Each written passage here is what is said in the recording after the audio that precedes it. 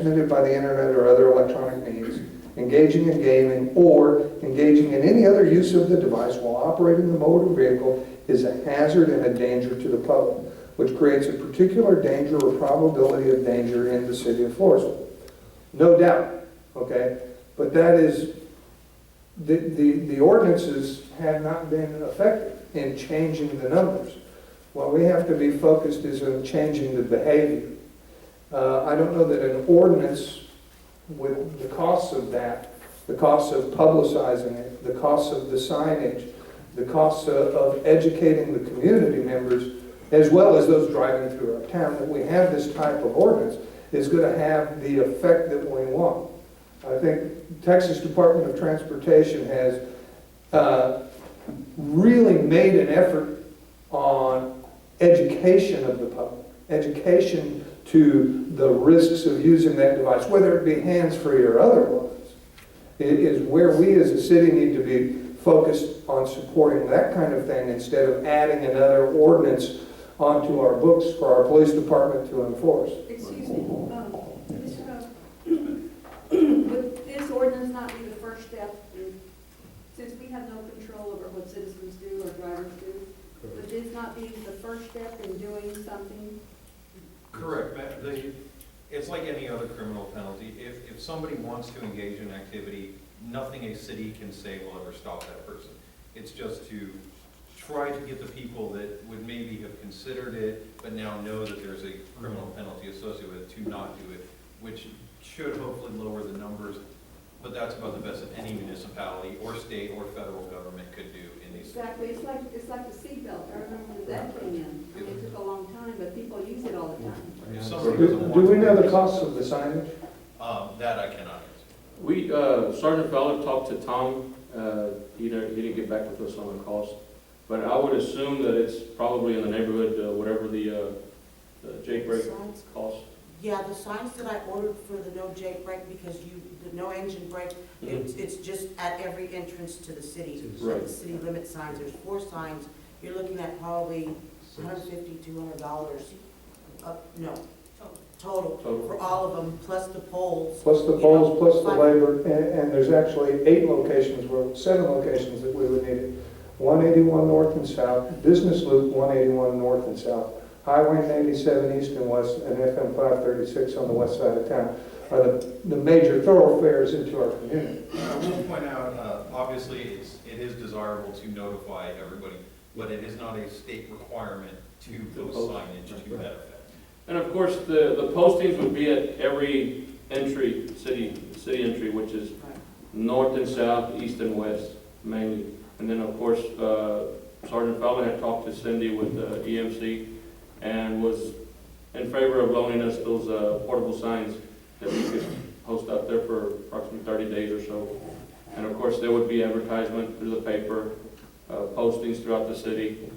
There would be a 30-day courtesy notice to all citizens here, and visitors, travelers, whoever.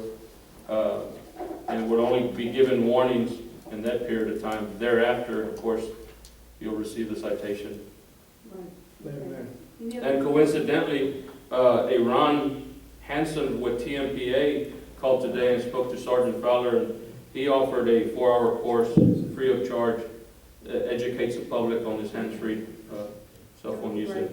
And anybody in the city or any city employee is allowed to participate. Can I ask you a question? Chief, how many fatalities have we had? Here in the city, none that I know of. Okay, with this ordinance, hopefully we'll keep it at 0 and not go to that number 1. Let's educate our community, let's educate our city, let's educate our schools. There's a good point where we should start with the schools. Okay. Like I said, all we have to make is a call to this individual that called today, Ron Hansen, and he'll be more than glad to come out. Which organization did you say he was with? He's with TMPA. What is TMPA? Texas Municipal Police Association, I believe. City manager, can you give us the total cost to put these signs up? Poles, the footings, being in the sign business, I know that 7 signs, even at, to text-up standard of 080 aluminum, to the requirements of, at the minimum, 18 inches wide by 24 inches tall, are, well, very close to just the sign being close to $150 a piece with the reflective, not counting the pole or the concrete footing. I'm real interested in the cost of this. I think when it comes to safety, does cost matter at this point? I don't think so, because a life, if we could save one life, my God. Council, I'm not opposed to saving life. I'm concerned about the budgetary piece. I And understand this is an item that is not in the I budget. understand that. If you let me finish, Council, this is an item that is not in the budget, which means it's going to have to be funded from another source. Currently, that other source are the reserve funds that the city set aside. I've become very, very concerned about that. We are looking probably close to $1,000 to $1,500 in signage alone. Being in the sign business, I can say that with pretty good degree of fact. That's $1,500 that's got to come out of the budget someplace. I'm concerned about that. There is no doubt that safety has to be the number one priority of our citizens. Public Thank safety you. is that. Thank you. Thank you, sir. Chief, can we get, I'm sorry, go ahead. Go ahead. Can we get this from your forfeiture fund? Sure, I'll be more than glad. No, I'm serious. Like I said, if it's something that's gonna save someone from a serious injury or death, I'll be more than glad to pay it out of there. So, You know, that's With, not an issue. with that saying, And I personally don't think it's gonna be above, 1,000. over $500. Me personally, I don't know. Okay, I might be wrong. with that saying, I move to approve the hands-free cell phone ordinance. Would you please read the ordinance, the Okay. Can I say something? Right before we vote, sir, I will call on you. Okay. Um, No, go ahead and say something. A discussion on Okay, no, I just wanted to say, you know, we have to start somewhere, you know. I know it would be hard for everyone to put their phone down, but I think texting is one of the biggest, you know, but, you know, I've been on a lot of these boards here in Floresville, and, you know, to bring people, you know, I see a lot of people walking and so forth, you know, but I can see the safety of it, but I think maybe having more time on it, but I think texting should be the first, no texting in the, you know, and then, you know, go from there, but really, I think we need some more input on it before we make a decision on that, because, I said, you know, we don't want to see the first fatality, especially, thank God we didn't have none when we had this balloon fest, because there was a lot of people, pedestrians walking on that highway, you know. Businesses. We don't want to see a fatality. So I think, you know, San Antonio did it, you know, and it's kind of tough, but I think texting would be the first thing I would really remove first before. I just wanted to get that. And remember, this has been up before the council before.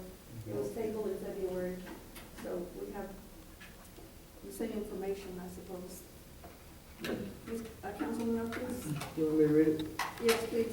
Read the ordinance, the top part. Okay, ordinance number 2015/031, an ordinance of the city of Floresville prohibiting the use of a handheld mobile communications device to engage in a call or send, read or write a text message or engage in any other use of the device while operating a motor vehicle by adding section 70.46 to the city code of ordinances and providing for a fine of up to $200 per violation. The motion has been made. Do I have a second? One question, Chief. Once we enact this ordinance, if we do, when would the citizens receive a citation? It'll be after 30 days of, Can we extend that a little bit? Motion on the floor. I assume you can, sir. Just to quickly answer your question, so this would have to be published before it can even go into effect, so 10 days from the date of publication. The ordinance would go into effect 30 days from the date of that would be the first time a citation could be issued. So if it gets How many published, readings of this ordinance do we have to have? the charter says you only require one reading of an ordinance. And so as long as it's published in the paper and there's a minimum of 10 days, it meets the state and charter requirements for passage of a criminal ordinance. As Councilman Tahada started the discussion on the language of this ordinance, I have a couple concerns about the language of the ordinance as it sits. You already have a motion on the floor. You allowed Councilman Tahada to ask a question, so I think we set the precedent. My question is part one, or three questions. Part one, section D states it shall be an affirmative defense to prosecution under this section that the person was using a handheld mobile communication device for the purpose of, one, executing the person's official duties. Counsel, I know you answered that in an email, but this statement is not clear. Could it be their official employment duties? Now, I understand your response. I think we need to modify that language to say their official government duties. Then just for clarification in G, it says in addition to enforcement by a peace officer of the city of Floresville, this section may be enforced by a peace officer of another entity, including those by the school districts, duly authorized to issue traffic citations within the city of Floresville. My question to you is, Chief, what other entities are duly authorized to issue traffic citations within the city of Floresville? Other than the school officers, you have DPS, county, Wilson County deputies. So even if a state trooper or a deputy issues the citation, the $200 fine, if levied by the municipal judge, will come to the city? Yes, it would all come to the city, and actually, I believe, since there's no statewide law on this, I'm not certain if state law will allow DPS troopers to issue these citations. But county, city, school district, whoever issues a citation, because it's issued within the city of Floresville, the funds would still go to the city of Floresville. And are our constables authorized to issue traffic citations in the city of Floresville? And I have no objection to adding official governmental duties to that. Okay. Mr. Ortiz, would you restate that with the extra verbiage? And what was that verbiage with the? He said government. With government? We could just say the motion as previously read with the The edits as motion as proposed by council. previously read by Councilman Miller. Yes. Yes.